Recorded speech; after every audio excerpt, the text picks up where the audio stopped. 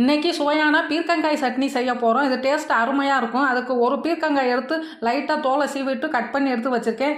2 spoon உளுந்து, 2 spoon கடலைப்பருப்பு எடுத்து இதை நல்லா வறுத்துக்குருவோம்.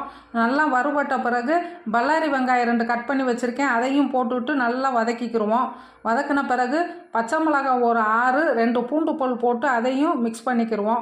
மிக்ஸ் பண்ணிவிட்டு இந்த கட் பண்ணி வச்ச பீர்க்கங்காயை அதில் போட்டுட்டு ஒரு தக்காளி பொடிசாக கட் பண்ணி வச்சதை போட்டுட்டு கல்லுப்பு 1 ஸ்பூனு கொஞ்சம் கறிவேப்பிலை போட்டுட்டு நல்லா வதக்கிக்கிருவோம். இப்போ நல்லா வதங்கிருச்சு.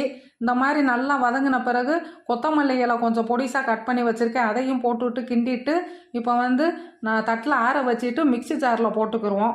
மிக்சி ஜாரில் போட்டு நல்லா அரைச்சி எடுத்துகிட்டு வந்துடுவோம். இப்போ அரைச்சி எடுத்தாச்சு. இப்போ தாளிக்கிறதுக்கு கடுகு உளுந்து 1 ஸ்பூன் போட்டுட்டு சின்ன வெங்காயம் கொஞ்சம், ஒரு மிளகாய் வத்தல் கிள்ளி வச்சுருக்கேன். அதையும் போட்டு நல்லா வறுத்த பிறகு சட்னியில் கொட்டினோம்னா சுவையான சட்னி ரெடி ஆயிடுச்சு. ஃபுல் வீடியோலையும்